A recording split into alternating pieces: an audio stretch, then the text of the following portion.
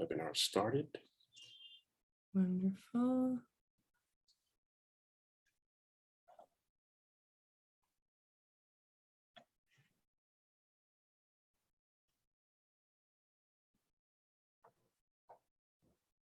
Good afternoon, everyone.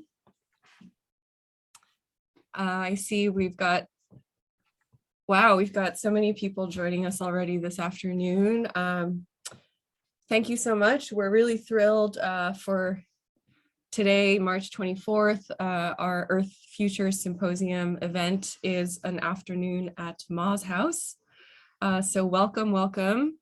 I just have a short introduction to welcome our guests, Jeremy Dennis and Denise Silva-Dennis, and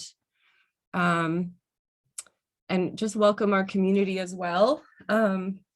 So just some simple housekeeping things. Please feel free to use the Q&A feature and as well the chat throughout the conversation and the presentations if you have something that you're curious about or anything you'd like to celebrate or something that you find interesting. Please use the chat, and we'll have a 15-minute Q&A section at the end. My name is Beau, Bree, Rhee. I'm the faculty facilitator of sustainable systems and teach different classes within the ADHD department. So some of you might have had me, I'm not sure who's out there, but hello. So today we have the great opportunity to have an afternoon at Ma's house. Ma's house is an artist residency and cultural space, an artist residency specifically for BIPOC artists, Black, Indigenous, people of color. Ma's house and BIPOC Art Studio is on the Shinnecock Tribal Nation, which is a sovereign nation of about 800 acres. And the Shinnecock people have been living on this territory for over 10,000 years. And so now it's located in what's now called Southampton in more recent history. And I'm thrilled to welcome Jeremy Dennis, who is an artist, photographer, curator, and founder and director of Ma's House and BIPOC Art Studio. In just a year and a half since its inception, it's really just flourished into a hub of cultural activity. I can attest to that. I was the November 2021 Artist in Residence, which was such an honor, and really also developing into an important community space that's connecting disparate communities kind of within the eastern end of Long Island in New York. Jeremy also curated a show at the Southampton Art Center called Outcropping Indigenous Art Now, that's still up through April 9th, and it was great to see it. It's a kind of large group show of contemporary Indigenous artists.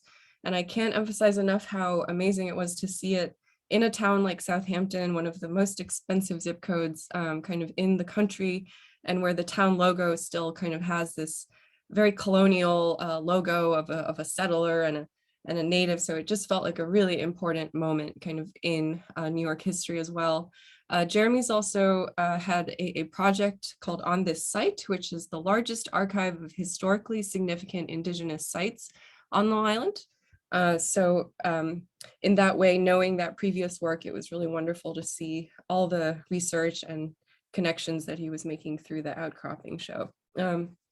Also so happy to welcome Denise Silva-Dennis, her Indigenous name Witamo, an artist educator and board member of the Shinnecock Nation Graves Protection Warrior Society, which she'll tell us more about, as well as the Neomuk Land Trust. So both are active kind of organizations that are working towards the land back movement.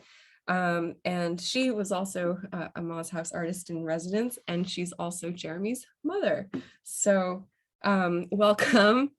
And just wanted to also contextualize what this means within our course, Sustainable Systems. We talk a lot about the ground in this course, about soil, about water, and in order to really rethink land and kind of the timescale of our existence, I think it's really important to also think about this in terms of our colonial histories.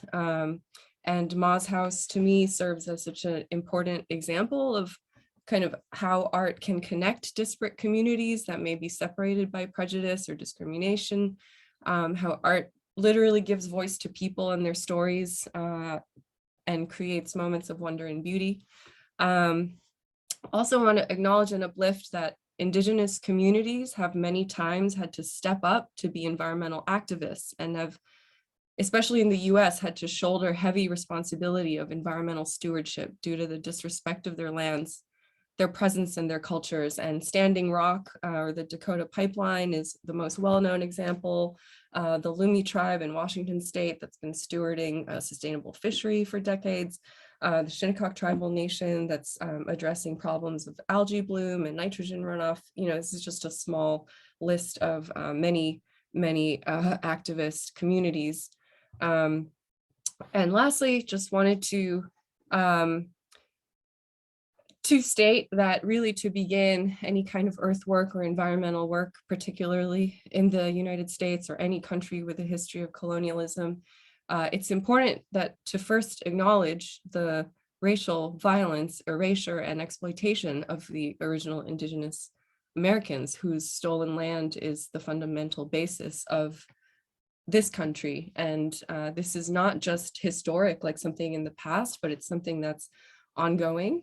And also we must honor and celebrate the power of the contemporary Indigenous communities that are here now with us. New York City is home to the largest urban Indigenous population in the US, just recently surpassing LA. And so historically, the Lenape peoples, but you know, Indigenous people from all over live in New York City. And just an hour or two from New York City, on Long Island are the communities of the Unkechaug and Shinnecock tribal nations and the Montaukett peoples.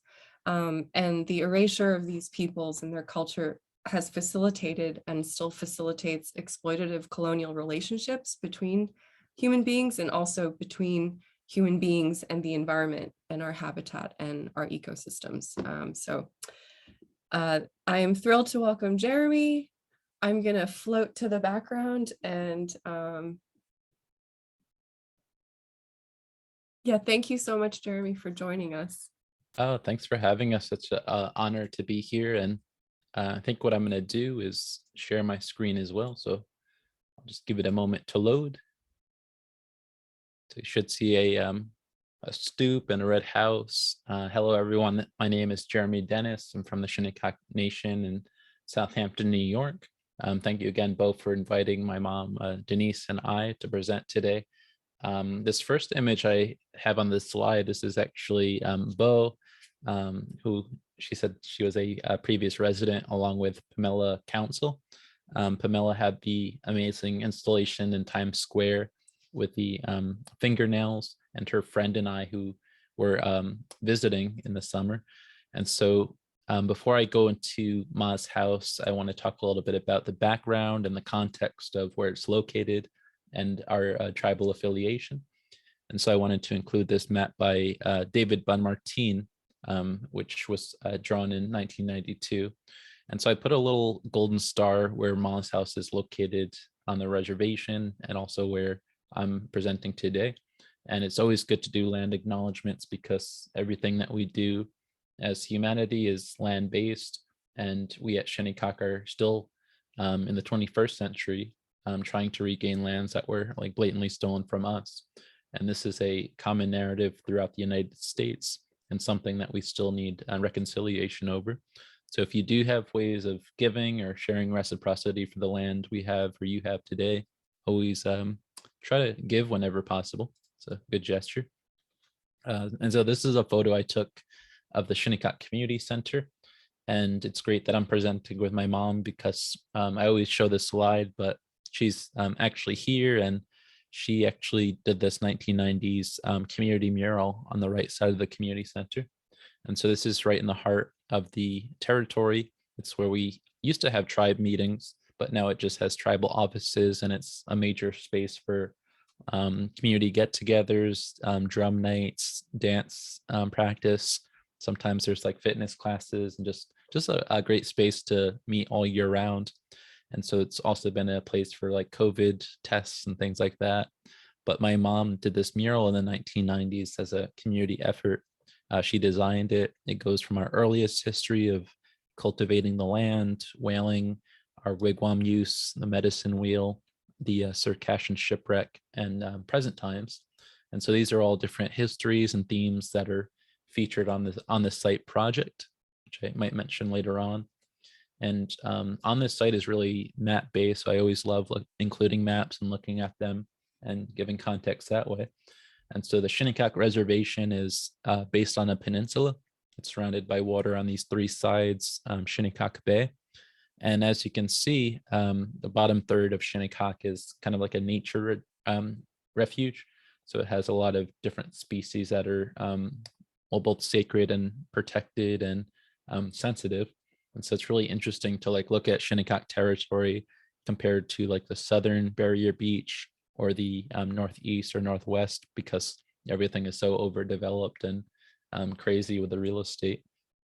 And so I wanted to include the tribal seal in our flag. There's just so much symbolism within it. It's really complicated for a flag, really expensive to produce. But in the center, there's a box turtle with 13 sections. It is believed that there were 13 original communities or tribes in Long Island. There's 2 right whales. We were whalers both in different bays and coasts and eventually on the ocean. There's canoers. There's 2 people, a man and a woman in traditional dress.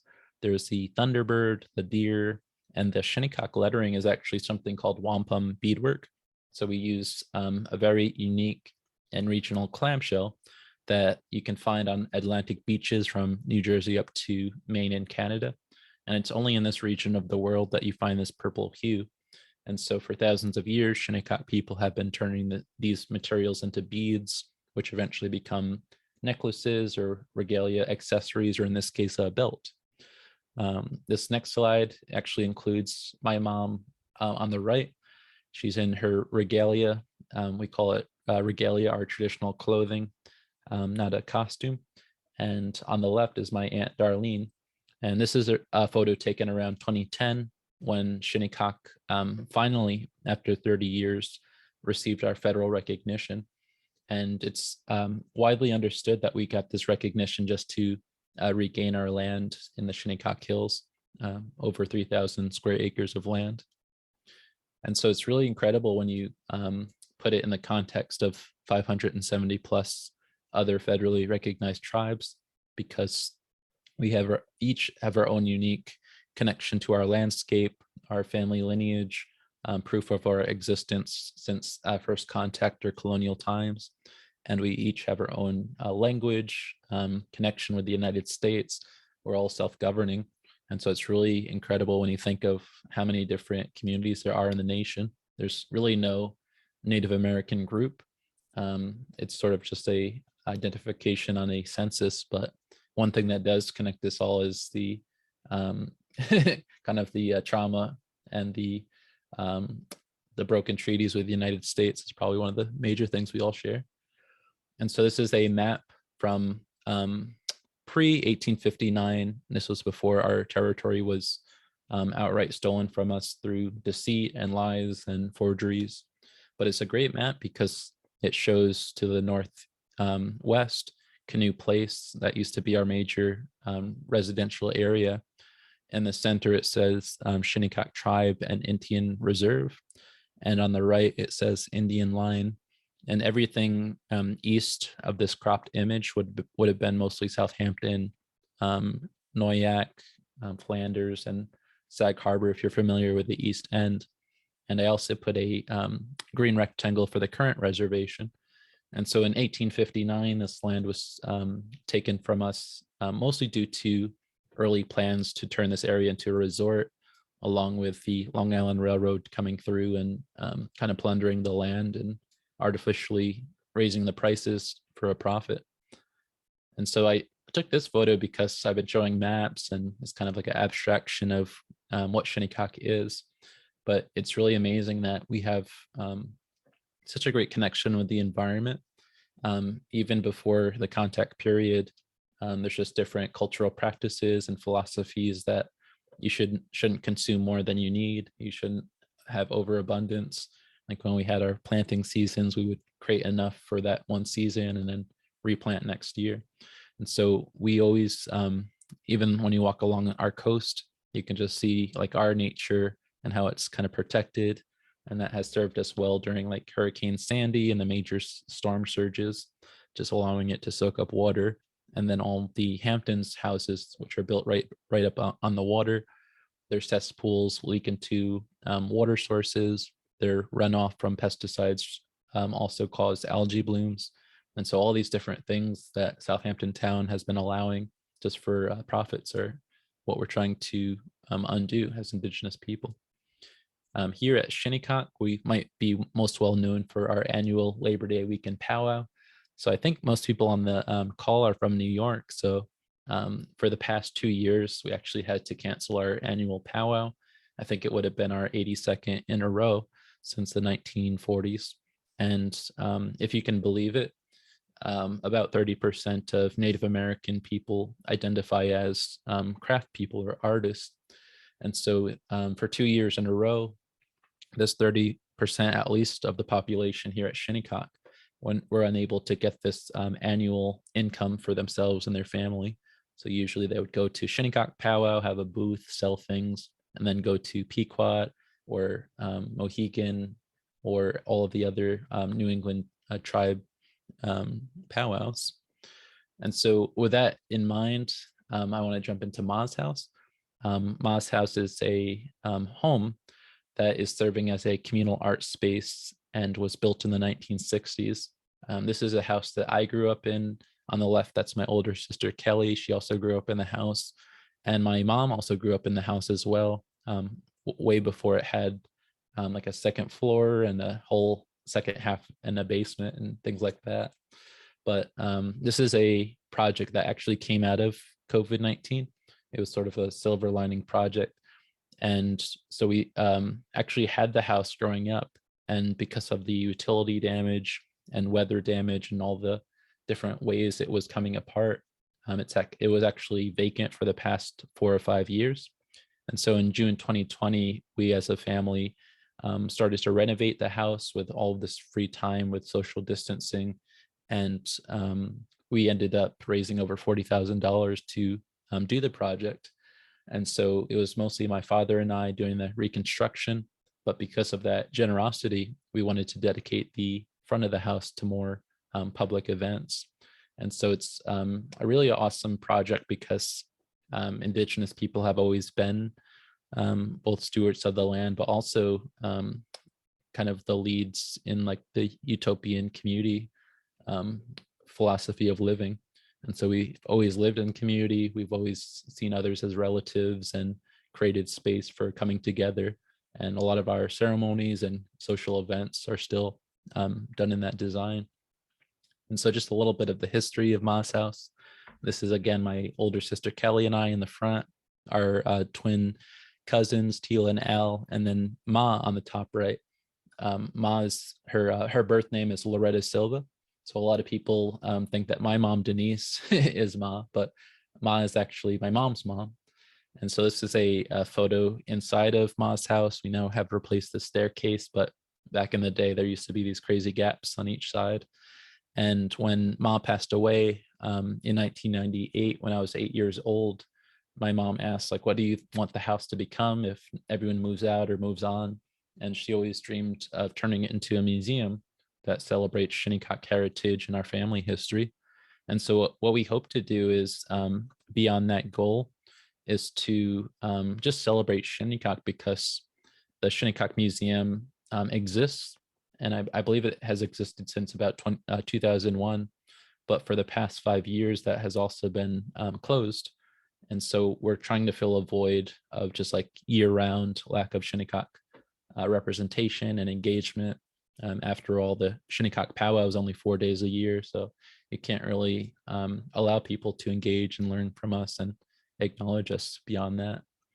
And so this is kind of a preview of how it looked before June. So I know it looks really crazy on this left image, but this was actually after working for about 2 months. So we emptied out the house, we took out all the kitchen utilities and appliances and walls, And there's this crazy space on the left where the brick chimney is, and that hole has kind of always been there, coming inside. And when we started the renovation, there was this little family of baby raccoons living in the empty parts of the house, like the walls and the ceilings. And so it was a really crazy renovation. It wasn't like on TV where they like have this huge budget and then they turn it around in like 2 months. This was almost like total reconstruction and having to clean out and replace everything. And so this is a really crazy before and after. Every time we did a step, we would be like, well, we might as well replace this. And then it became the whole thing. But this is a space that we're hoping to dedicate just to public art and community get-togethers. So we've had already since August 2021 is when we had public openings. We've had such a great array of different programs and community get-togethers. And we really hope that this place will serve as a destination for contemporary artists to show their work, in addition to the outdoor spaces, which is really flexible. And it's really awesome too, because Shinnecock is known, or it's situated in the Hamptons. And if you're familiar with the area, it's like one of the most segregated places in the country. And just looking at the map, you can just like pinpoint or point to like where different races and economic situations are situated. And so just creating a space where everyone's invited. This is really important because this is predominantly a wealthy white neighborhood. And in order to end racism and prejudice and inequality, you have to create these type of spaces for people to listen to one another and like really see how people are living instead of imagined things in our mind. And so we still have so much work to do. It's my father and I doing a lot of the renovation. We're also hoping to do some waterproofing and maybe get a grant to get like a hybrid living and studio space detached. But Moz House is really awesome too, because as a visual artist, or I guess when we think of artists, we always think like they have a dedicated space for working. When I was doing my art in like college and grad school, I usually had my bedroom and had my bed as a table. That's how I would frame things or just put things out or work. And so it's really awesome to have a dedicated space, not only for myself, but to share that with other artists of color. And so part of Moz House is actually having a year-round artist retreat for artists of color. This first slide I'm showing is by our very first resident, Yan Yan Huang, who's a painter and illustrator. If you can imagine, she created over 300 drawings and paintings during her time here. Our second resident was Allie Mitchell, who was a screenwriter and performer and actor. Pamela Allen was our third. She does interdisciplinary work, and she did a really awesome mandala outside. This is Beau and her friends walking around the circle. And of course, we had Beau as a resident, and she created a video. We collaborated on that, a lot of different paintings and drawings. And this is she, our friend Christina, and I. And it's so awesome that so many people come out to these openings and support artists of color and just create new just connections or community in that way. And so since Beau, we've actually had 4 artists come through, usually for 2-week residencies, including my mom in February. And this year we have such a jam-packed schedule, even scheduling people till August 2023. And so it is a really, I think, awesome space for a lot of potential. We also have different workshops by tribe members as well who need a space. This is Shane Weeks, who's kind of like my twin brother here at Shinnecock, and he's leading a history class. One project that Beau mentioned is called On This Site, and this is a public educational resource that you can check out on the bottom right. But it primarily exists online in a digital form. And so it's really exciting that a lot of these images and these histories will now have a tangible home at Moz House. Ooh, I think I skipped one. This is the artist residency room. This was actually my parents' bedroom when I was growing up, but we fixed it up. The left is before and of course after. And we've had 8 residents come through and have a great array of people coming as well. And the awesome thing is that most people who apply have never applied or attended a residency before. So I think that's just one of the signs of creating a inviting and inclusive space. And so if you'd like to learn more, or if you're an artist of color and want to apply yourself, you can join and learn more at mozhouse.studio. This is an all-inclusive space. So even if you aren't a BIPOC person, you can also attend the events, just stop by, check out what's on the walls. We are also very fortunate to work with Teen Vogue. I think I was 31 when they featured me in Moz House and a lot of our Shinnecock youth, but that was an awesome connection early on just to get the word out. There's so many different ways that you can support Moz House from, well, we only have 2 bottles of honey now. We've run out of wine, but we have a lot of t-shirts and hats. We also have a lot of support through creating a board. So in October 21, we actually got our 501 status. And it's really awesome because we've been working off individual contributions, and we're hoping now that we can get operational grants and even employ people in the community to work in the arts, especially. We chose the 501 status versus for-profit, even though there's so much wealth out here, because a lot of the artists that we invite and work with do work on social justice. And so a lot of the work is maybe less commercial. It's more about storytelling and dealing with healing. And so it's really awesome that we're able to support artists in this way and be less dependent on sales and less dependent on like stressing out the artists and saying like, if nothing sells, then we can't support you. And so if you do have the capability, or if you know someone who loves the arts or wants to support, you can share this slide with them. There's also info on the website. And our current plans include very exciting things. We're starting to almost complete the renovations for the downstairs messy studio. So you can like fling paint, you could do woodworking, you can do some construction downstairs. And on the left, we actually received this major library collection of Native only themed books. So these are academic books, these are general history books, and there's over 21 boxes of these books that we're creating a library out of. So it's really awesome that it'll be an art space, it'll be a hybrid museum, residency, library for checkouts, and so on and so on. And so this last slide is just my contact if you want to learn more. And if you're big on social media, you can follow us on Instagram at Moz House Studio. So thank you for listening, and I'll stop sharing and pass it on to my mom.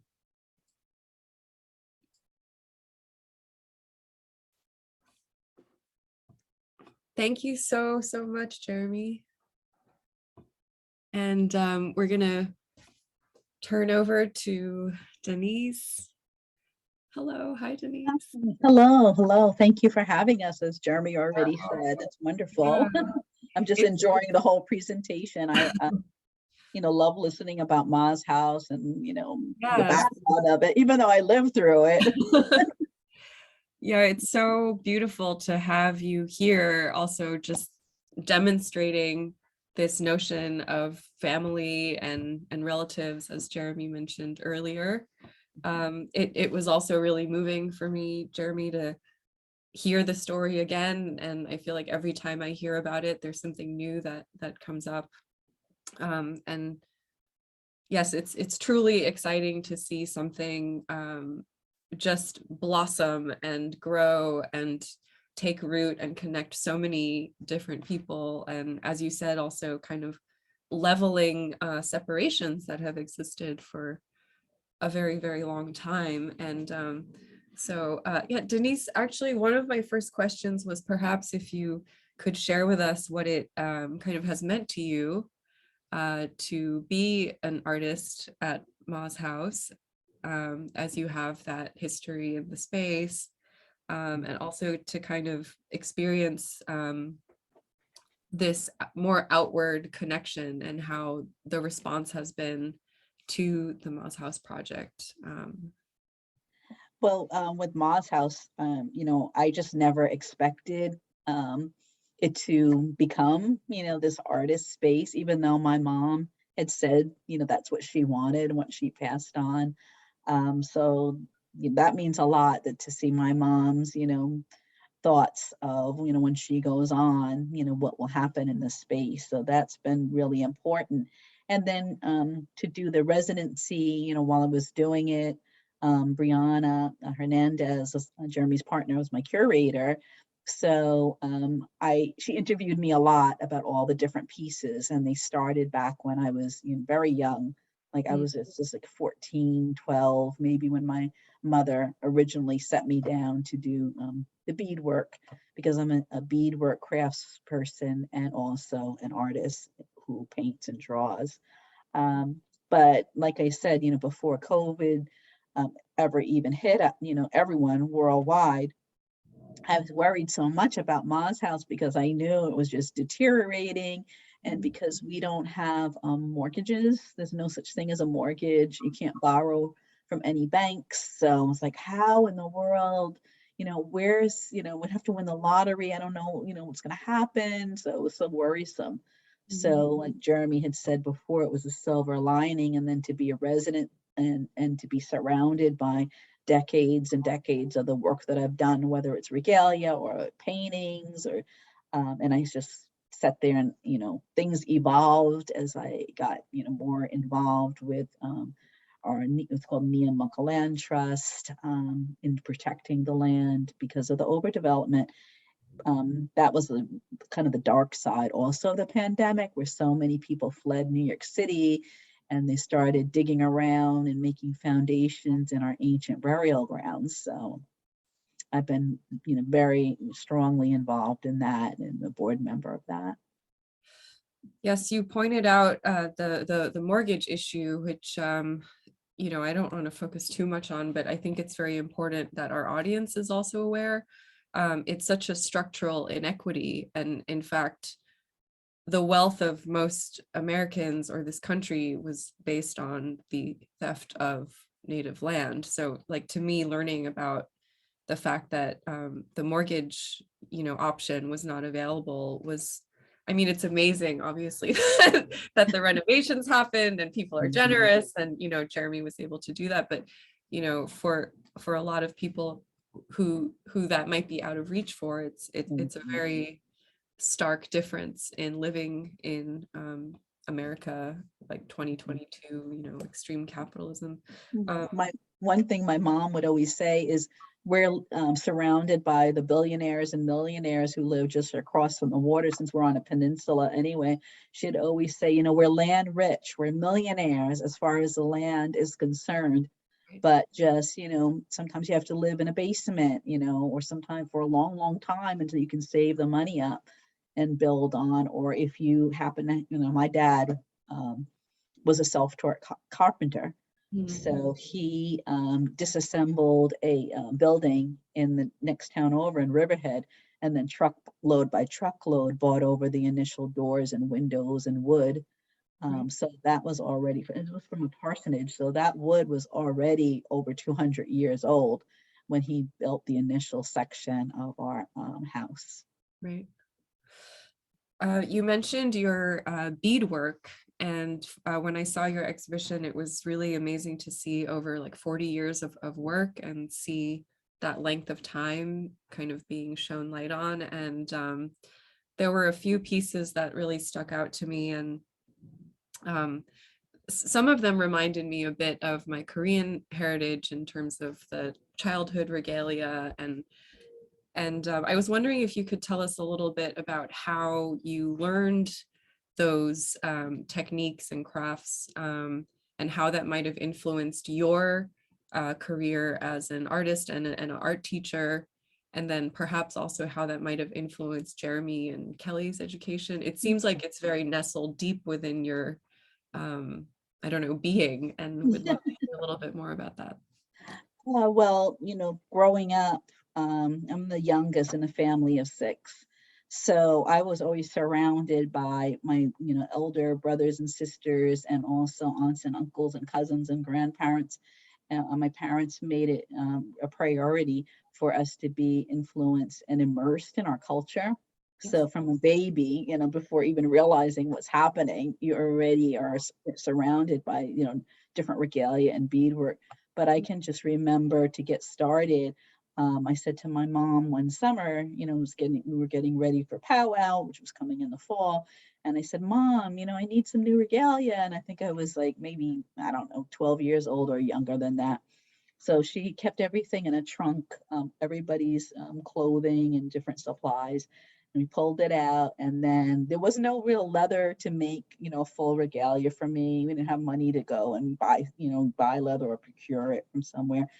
And so we fashioned my brother's, he had it's called a breech cloth, my older brother's breech cloth. So I was, just a young kid at the time. So I was able to, and my mother was able to show me how to, make this breech cloth into a skirt. And then we had a little jar of beads. So she sat with me and we started doing the bead work, and we talked about how, we're people from the Northeast woodland coast. So it's important to have those elements reflected in the art, and a lot of flowers, a lot of greenery, a lot of blue is used to depict the ocean. Sea animals is really important. The use of turtles is very important because that's part of the creation story. So my mom always said, you make sure that if you ever speak to anyone, you tell them that I'm your initial teacher. So I make sure that I do that. And then later, we had an organization called the Shinnecock Native American Cultural Coalition. This was in the 70s. And, when I grew up during the civil rights, movement, it was much like today, with people protesting in the streets about all kinds of voting rights or discrimination and racism. So I've watched the world come full circle. Wow. And so I can't believe that we're back to that. But with this snack, it was a time for us to really, actually my older sister Pat and my brother-in-law Skip, and some other tribal members were the ones who formed this organization. It stands for Shinnecock Native American Cultural Coalition. And there we were taught how to do more extensive beadwork. Elders who had beadwork in different on loom work were our instructors.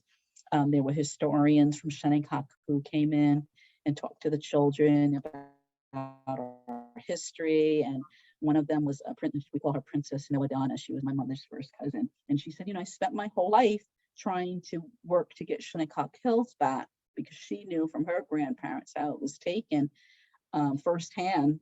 And she said, I've grown old, so I can't do it, but I'm going to leave it up to you children.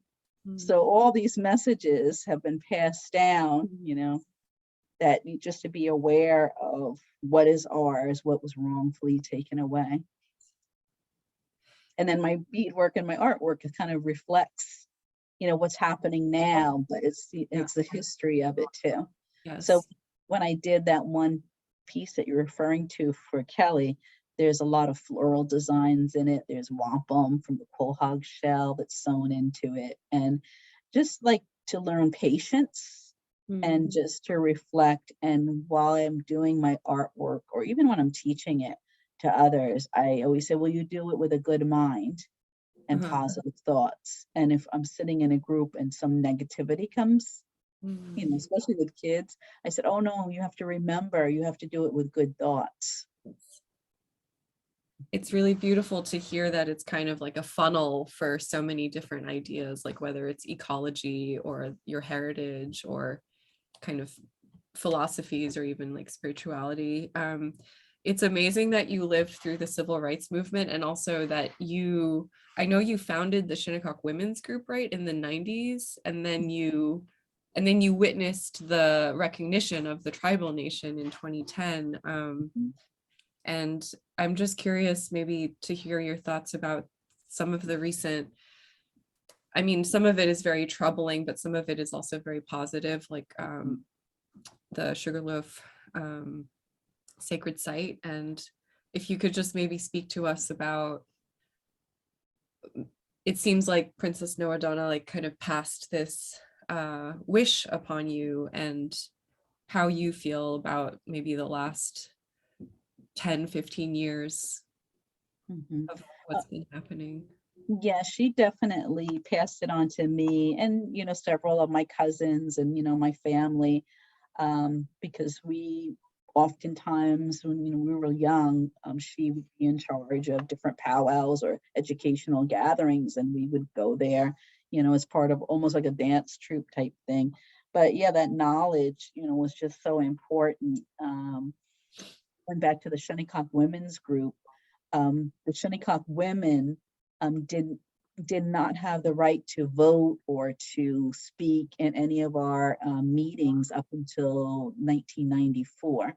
And that was pushed onto us by the colonial government in Southampton back in the 1700s. I think it was in the 1790s. They said, okay, women couldn't speak, couldn't vote from Shinnecock because their colonial women couldn't either. It was just men with money, had to be white and have influence. So that's one of the reasons why I was one of the founders of the Shinnecock Women's Group, because I'm like, I have children now. Jeremy was just an infant and Kelly was a few years older than him. And they need to be able to express themselves. And so that was fought for quite a long time. And then finally, the women did get the right to speak and to vote in I think it was 1994. But then it still took a long time for any women to hold office. So it was just a few years ago that my niece was able to be voted in as we call it the COT, Council of Trustees. And currently Kelly is the second one of the Council of Trustees. And I just feel like between Kelly and Jeremy and like different other relatives, we've all been almost on the same dovetail, coming from different directions, but meeting to the same goal. And it's just almost like there's something beyond us that has been causing us to go in the same direction of whether it's recognition or getting our land back, forming committees. Jeremy was the one who photographed all the ancient places that, for instance, is one pond in Watermill called the Mill Pond. But that's not what it was always called. It was called Noadana.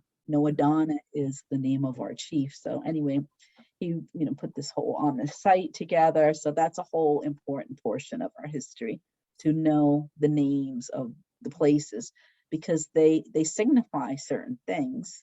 And it tells us, what the resources are, like where Tuckahoe is, well, that area still exists. But, when I ask people who live there, well, what does Tuckahoe mean? Because, Shinnecock people mostly don't live there anymore. That was more land that was taken, and they don't even know it means a place where we found ground potatoes and would dig down there. So, Right. Neamuck is, a new project. It's a 501c3, and we're working with the Peconic Land Trust and the CPF in order to protect land that has our ancient people, that's their burial grounds. It's unmarked graves. New York State is one of only 4 states in the United States that has no protection for people that are found in these unmarked graves. So a private land owner can just take those funerary objects that they find, and skulls and bones, and they can either throw them in the garbage and just keep building what they want.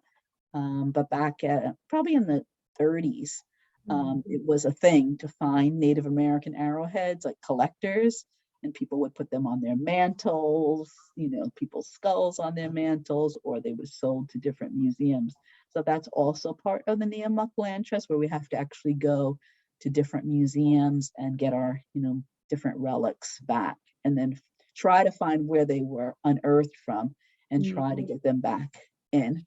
It's almost like you have to respect them, because it's such an act of disrespect to literally just mow over somebody's remains. And it's also really humbling to know that the kind of patriarchal colonial philosophy also infiltrated into the governance of the Shinnecock tribal nation up until the 90s. That's like, yes.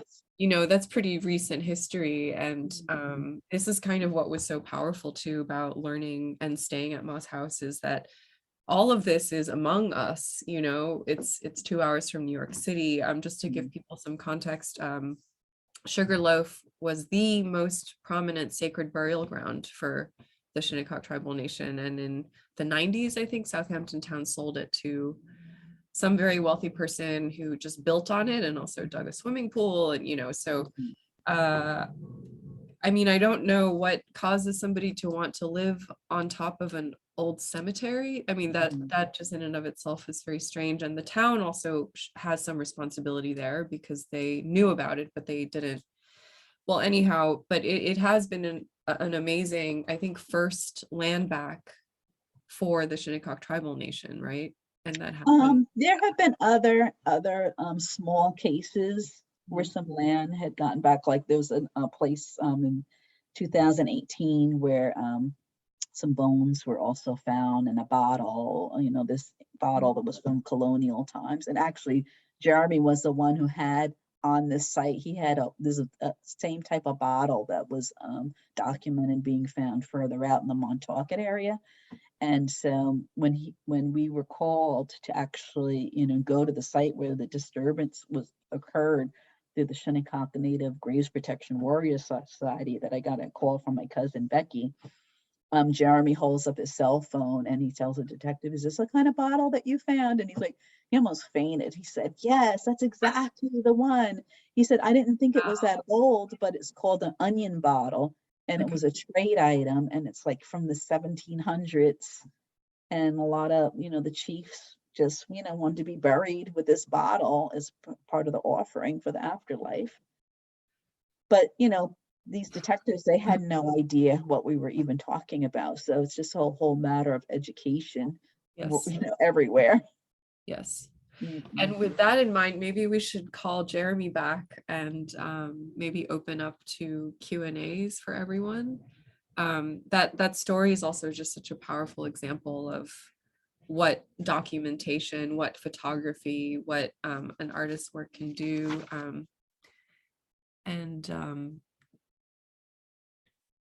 Hi, Jeremy, welcome back.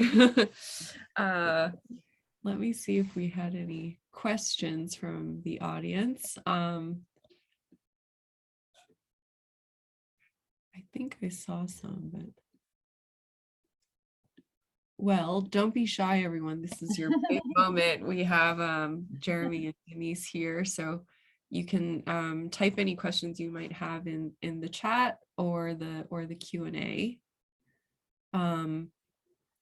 So yeah, if not, I would love to maybe ask I think we have one. Oh, can you tell us more about the bottle? Perhaps maybe the story, I guess, or how it was found, and then also what happened to it afterwards, like how does it get kind of reconstituted back to its proper place? I could speak a little bit to that. There was actually another major group burial site in East Hampton, New York, along the highway, and this became a private neighborhood. But the original area where this neighborhood was built was a Montauk burial site, and the one of their sachems or major leaders was buried in this place. And on the original bottle from the early 1900s, an anthropologist found a similar style bottle in the ground as a burial offering. And this one was really unique because it actually had the sachem's name inscripted on it, Wobeton. And this is actually in the Suitland, Maryland Smithsonian Archives right now. And so for the 1 year I was working on my research on this site, I of course came across like multiple different objects like that. And they just stay in your mind because like when you're growing up, you think like there's nothing left. We just have nothing, just like arrowheads nowadays. But it turns out we have all these different objects. And so when the detective said that they found like a skull and a bottle, they tried to dismiss it as a MS-13, I believe, crime site. And so I showed them the picture and they were like, "Oh, I think we've identified it." But at the same time, Shinnecock people were there the entire excavation, and when the police officer showed up, and unfortunately, what they ended up doing was they like consulted with us like a handful of times. They just confirmed what it was. And then because we kept showing up, this was the time of our powwow. They actually got shovels. They just dug it up really quickly without any like consideration or empathy. And usually when you do this, I think if you know anything about like archaeology, like once you disturb a site like that, anything that you can potentially save or identify is lost. So it could have just been the skull and the bottle. It could have been like a whole human remain, but the way that they went in and just disturbed everything further was just kind of representational of like how Suffolk County and New York State approaches Native American unmarked burial sites and how we usually have last say. And so I don't know if my mom mentioned, but New York is actually one of 4 states in the country where if you are a private owner of this plot of land that you bought and you find an unmarked Native American burial site, even if you report it, you give it, like you tell the local tribe, you tell the local police, you tell anthropologists, at the end of the state in New York, you get to still continue desecrating the site. It's up to the individual's kind of decision. So this is obviously something that should never have been allowed. Like if you accidentally build on a colonial burial site or cemetery, of course everyone will show up in droves and say like you have to move. We'll help pay for you to change plots, but for us it's just a continuation of our erasure. There's so far to go. Thank you for sharing that. It's both very important and also difficult to hear that it's still happening, you know, just over and over and over again. Like that's why it was really important for me when I was thinking of the introduction that these things are happening here now and it's not, you know, something from a few hundred years ago. So we have many questions coming in. One maybe quick one is, can anyone come to a powwow to support the artisans? So that's. I'll answer that one. Oh yes, absolutely. After 2 years of being restricted with COVID, we are able to open up our powwow. It's going to be Labor Day weekend, which I'm not sure if it's like the end, right at the end of August and the beginning of September. I'm not sure of the exact date, but whatever Labor Day weekend is falling on, everyone is invited to come. There might be some online ticket sales. I'm not sure. But I know, you know, we're working on a powwow committee now to sort out all of those details, but it will be open to the public. Thank you, Denise. We have a question for Jeremy. What's your next big goal or milestone for Moz House? And also, how can artists from outside the community collaborate? So. Oh, sure. Well, if you want to collaborate and you're an artist of color, you can apply at mozhouse.studio/residency. That does a Q&A. It also has a form for Google if you want to apply. But you don't have to be a resident. We could work with you to do an exhibit. We could do like a presentation night or a workshop or performance. So there's so many different ways that, like if you need a venue, that's always kind of hard to find as an artist. So if you have an idea that like a commercial gallery won't support because it's like not for sale, or if it's like a video or something abstract, we're always happy to collaborate in that realm. But our biggest milestone is to create and establish a library. So I know it sounds simple, like getting shelves and putting books on them, but we really want this to be a public resource where you can check out books, you can search them online. There'll be barcodes along with sources on the inside of like where it was donated from. And so this is really something that just shares the reciprocity of the act of giving and also just sharing information freely. I think when I was in school, like just the idea of like paywalls behind like research papers or having access to like library cards, which I think we think in our mind is free, but you kind of have to be like a local resident in order to get that. And so I just want this to be an accessible library for Native and BIPOC information.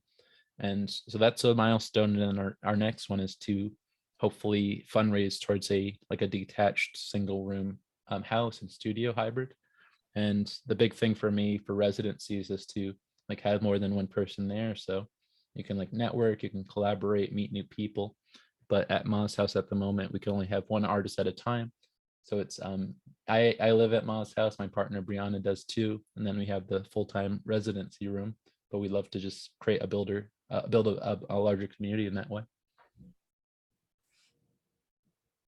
That's very exciting, Jeremy. And also in the context of, erasure, like archives and art making, I think it just really is so much more powerful in that context as well. We have so many questions. This is more an ecological question. Could you please say anything about how sea level rise or changes in temperature might be affecting the Shinnecock Nation, and what kinds of plans are being considered for adaptation? And also, is there any like agriculture on Shinnecock land, and the quality of soil related to that? It's so generally speaking about the ecology. I'll speak about the sea level rise, and my mom can talk about the soil just because she has more stories. But in recent years, we developed a Shinnecock environmental department. Javon Smith and other tribal members volunteer and work in that department, but they have been undergoing coastal restoration. So they brought in boulders, they brought in many tons of sand and planted eelgrass in order to reinforce the westernmost coastline, Cuffy's Beach. And so I think before the 20th century, we used to have a freshwater body, the Shinnecock Bay, and a major storm opened up an inlet. And so with climate change and all the crazy storms and weather situations, a lot of the water is now very kind of crazy and powerful, and it's been slowly eroding the western coast of the reservation. So we try to do work like that to protect the houses and just protect the territory. It's only 800 square acres today, but we're hoping this will kind of maintain that.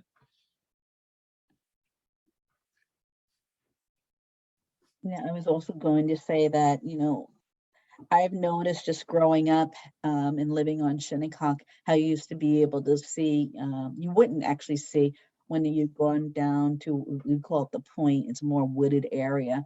And now it's like you can see right through the woods, and a lot of the trees are sick. And I think it's because of the salt water is coming from underneath, because the peninsula is more on a flat area of our land, our original land. And back in the ancient times, we used where Shinnecock was always called Shinnecock Neck. That would be more of a summer camp to go, whaling from. And, we had the hills to pull back from, in case there were any storms. And now we've lost most of that access to those hills in order to build. But no one, at different points in history, people were not even allowed to build on the water at all. And that was a good thing, because we do have eelgrass in other sections. That first photograph that Jeremy showed you, that was actually the point. And that does help a lot with the tides. But we're actually in an emergency situation, when storms like Sandy comes, if we take a direct hit, it's going to be devastating for us, definitely. But as far as the soil, also growing up, a lot of the land was used by outside farmers to plant potatoes, and they used temic in order to kill the potato bug. And the temic is permanently in our water, system now. So people have to get their water from Suffolk County Water Authority in order to drink, because the toxins are still there. They'll never go away. They just kind of move around in the water table. Yeah, I also learned recently from Tila Troge of the Shinnecock Kelp Farmers Co-op that that's a whole other project, and we should have a whole other talk about that. Yes. But also that if sea level really rises, as is projected by 2050, a large percentage of that peninsula could be flooded. So it is like a vulnerable area, which makes the Shinnecock Hills that much more important as a place. So we are just at time. We have a few more questions. I don't know if, Jeremy, do you want to choose one? There's there's one in the chat and a few in the Q&A. Or I think Laura has a question. Maybe I'll choose that one. It says, Sure. Okay. can you tell us more about the organization of the Shinnecock Nation as self-governing nation? Maybe this question also points to other native governance. Well, on our tribal seal and flag, we say always sovereign, and we like to say that we're the oldest self-governing nation in the United States. And so in 1792, I think it was mentioned that we have our trustee system established. It's pretty much in the same model as Southampton Town and their trustees. But as we also mentioned, we had that system implemented based on patriarchal design, and the fact that we had women leaders historically and for a long time doing political decisions and military decisions. And so the colonists, when they first arrived, they didn't want to deal with our chosen leaders or our women leaders, just because that was so foreign to them. And so they pretty much established a trustee system, not only to deal with men, but also to like pretty much put in puppet leaders like a lot of countries do today, just to say like, well, that one person that we chose that already likes us is of course going to sign away that land that no one else knows about. So that was done for a long time. And we still have a trustee system. It's 7 trustees today, but it's much more in the traditional realm, but we just maintain the name. Thank you so much.